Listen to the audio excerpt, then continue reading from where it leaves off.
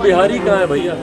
आए दिन हत्याएं बिहार में हो रही हैं। जिस दिन उन्होंने ये बयान दिया उसके ठीक अगले दिन सुबह हम लोग की आँख खुलने से पहले बिहार में 2 हत्याएं हो गई। देखिए, पहली बात तो कोई बेचारा नहीं है यहाँ पे, कोई वो दया के पात्र कम से कम नहीं है। उन्होंने अपनी लड़ाई, सही गलत डिबेटेबल हो सकती है, पर वो अपनी लड़ाई लड़े हैं और वो लड़ना जानते हैं। भाई, किनको कौन बचाता है, किनको कौन फंसाता है, ये मुख्यमंत्री जी करते होंगे, ये उनकी।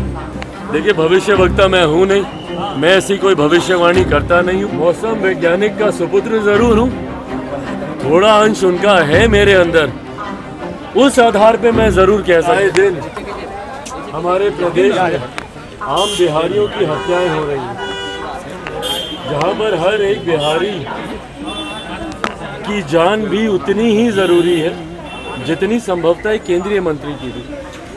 ऐसे में अगर उनको कहीं से भी इस तरीके की धमकी मिली है, मैं राज्य सरकार एवं केंद्र सरकार, मैं दोनों से आग्रह करूंगा कि उसकी जांच हो, गंभीर जांच हो, और जो भी कोई दोषी है जिसने भी उनको इस तरीके की धमकी दी है, और उसमें संभवतः शायद मेरे भी नाम का जिक्र आया है, जिसने भी धमकी दी है, जांच होनी चाहिए। जो भी दोषी है उस पर कार्रवाई होनी चाहिए। जैसा मैंने कहा कि हर किसी की जान कीमती है, ऐसे में केंद्रीय मंत्री को इस तरीके से धमकी मिलना, और मैं केंद्र सरकार से भी आग्रह करूँगा कि उनकी सुरक्षा के लिए जितने संभव प्रयास हो उसे जरूर किया जाना चाहिए। ये चीजें कहाँ से कहना उचित था कि भाई पशुपति कुमार पारस ने भी कहा और उनकी पार्टी की ओर से भी कहा कि चिराग पासवान का हाथ हो सकता है। ये सब अब इसमें राजनीति मत कीजिए। जो लोग राजनीतिक बयानबाजी हर चीज़ में देखते हैं वो ऐसी बातें कहते हैं, बट जैसा मैंने कहा कि ये गंभीर विषय, अगर किसी को धमकी मिली है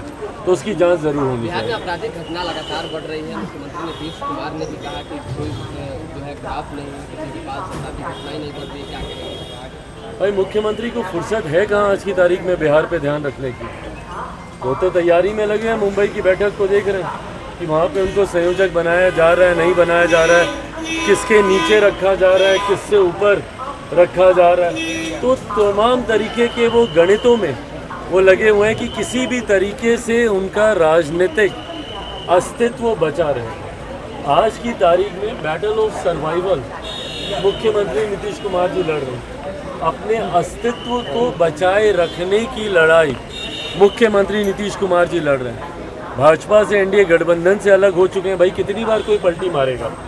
ऐसा नहीं है प्रयास नहीं कर रहे हैं, पर भाई एक बार जो इंसान धोखा खाता है वो दूसरी बार सोचता है कि नहीं सोचता है। बीजेपी को तो आप 2-2 बार धोखा दे चुके हैं, तो अभी जब आप दोबारा प्रयास कर रहे हैं तो ज़रूर इस बार भारतीय जनता पार्टी, पूरा एनडीए गठबंधन उनको लेकर चौकन्ना है। वहीं 2-2 बार वो महागठबंधन को भी धोखा दे चुके हैं। तो ऐसे में महागठबंधन के लोग भी उनको शक की निगाहों से देखते हैं। तो इन तमाम प्रकरणों में बिहार और बिहारी कहाँ है भैया? आए दिन हत्याएं बिहार में हो रही हैं। जिस दिन उन्होंने ये बयान दिया कि भाई आंकड़े दिखाइए, उसके ठीक अगले दिन सुबह हम लोग की आंख खुलने से पहले बिहार में 2 हत्याएं हो गई, उसके बाद हो गई। लगातार ये हत्याओं का श्रृंखला बना हुआ है, और हमारे प्रदेश के मुख्यमंत्री, जो कि प्रदेश के गृह मंत्री भी हैं, वो खामोशी से सिर्फ टकटकी लगाए, सिर्फ देख रहे हैं बिहार में हत्याएं होती हुई, कर कुछ नहीं पा रहे। सीएम का आज बयान आया है, मुख्यमंत्री ने कहा है कि भाजपा उन्हें फंसाने की कोशिश कर रही है। बेचारे शब्द का प्रयोग किया, बेचारे को बताने की कोशिश। देखिए, पहली बात तो कोई बेचारा नहीं है यहाँ पे। मुख्यमंत्री जी किसी को दया का पात्र समझ रहे हैं। पूर्व मुख्यमंत्री रहे हमारे प्रदेश के, कोई वो दया के पात्र कम से कम नहीं है। उन्होंने अपनी लड़ाई, सही गलत डिबेटेबल हो सकती है, पर वो अपनी लड़ाई लड़े हैं और वो लड़ना जानते हैं।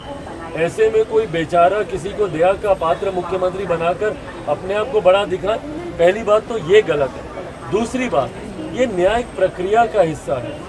भाई, किनको कौन बचाता है, किनको कौन फंसाता है, ये मुख्यमंत्री जी करते होंगे, ये उनकी कार्यशैली का हिस्सा रहा होगा। जहाँ तक न्यायिक प्रक्रिया का हिस्सा है, ना कोई किसी को बचाता है। भारत के कानून में कम से कम हम लोग का इतना विश्वास है कि भारतीय कानून और ख़ास तौर पर न्यायालय ना किसी को बचाती है, ना किसी को फंसाती है। भाई, उनको एक आधार पर उनको बेल मिली थी, स्वास्थ्य के आधार पर। उनका स्वास्थ्य उस वक्त उचित नहीं था, अब तो कई बार वो खुद ही इस बात को बोल चुके हैं कि मैं फिट हो गया हूँ, मैं फिट कर भी दूँ। तो जब वो खुद इस बात को कह चुके हैं तो यकीनन उसके ऊपर एक रिव्यू जरूर होगा और उसके बाद न्यायालय का जो भी फैसला होगा सबको सम्मान होगा।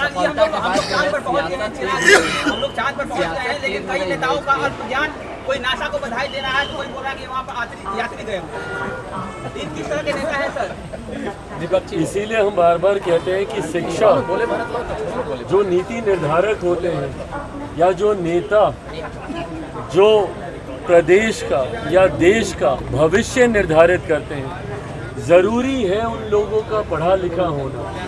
तभी मैं बार बार शिक्षा के महत्व का मैं पक्षधर रहा हूँ। मैं आम बिहारी शिक्षित हूँ, आम भारतीय शिक्षित हूँ, उसका मैं पक्षधर रहा हूँ। और ख़ास तौर पर जो पॉलिसी मेकर्स हैं, जो लॉ मेकर्स हैं, भारतीय संसद में जो लोग बैठते हैं, जो कानून बनाते हैं, उन लोगों का शिक्षित होना या कम से कम सामान्य ज्ञान जो होता है, एक जनरल नॉलेज जो होती है, वो होना ज़रूरी है। जिन बयानों का आप जिक्र कर रहे हैं वो बयान मैंने भी देखे।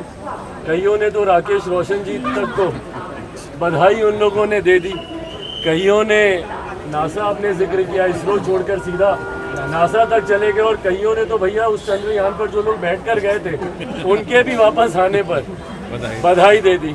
पर बहरहाल भले हम लोग इस बात को हंसी मजाक में समझे, पर ये हमारे देश की जनता को समझना ज़रूरी है कि जो नेता एक इतनी छोटी सी बात को नहीं समझ पाए, जो हमारे देश की इतनी बड़ी उपलब्धि है, जिसके लिए आज पूरे देश को दुनिया के लोग बधाई दे रहे हैं, देश की तरफ टकटकी लगाकर लोग देख रहे हैं, जो उपलब्धि हमारे देश ने हासिल की, जो दुनिया का कोई और देश नहीं कर पाया, उसको लेकर जानकारी का इतना अभाव, जबकि न्यूज़ चैनल में, मीडिया के चैनल में सरल भाषा में दिन भर ये जानकारी दी जा रही है। तो ऐसे में देश की जनता को सोचने की ज़रूरत है कि क्या ऐसे लोगों का प्रतिनिधित्व का उनको मौका देना उचित है। आने वाले समय में ज़रूर जनता इस बात को साफ कर देंगे। गठबंधन कितना भी कर ले, 24-25 में उनकी भविष्यवाणी है कि आप लोग देश से साफ हो जाएंगे। देखिए, भविष्य वक्ता मैं हूँ नहीं, मैं ऐसी कोई भविष्यवाणी करता नहीं हूँ, पर हाँ, मौसम वैज्ञानिक का सुपुत्र ज़रूर हूँ। थोड़ा अंश उनका है मेरे अंदर। उस आधार पे मैं ज़रूर कह सकता हूँ कि 2019 से बेहतर परिणाम हम लोग के 2024 में आएंगे। 2018 का समय और उस वक्त के आर्काइव्स और उस वक्त के न्यूज़ रिपोर्ट्स और उस वक्त के सर्वे रिपोर्ट्स आप लोग निकाल कर देखिए, इसी तरीके के आकलन लगाए जा रहे थे। इसी तरीके की बातें 2018 में 2019 के आम चुनाव को लेकर भी की जा रही थी, पर परिणाम 2019 के 2014 से बेहतर आए। इन 10 सालों में वो लाभार्थी हों या वो भारतवासी जिनका विश्वास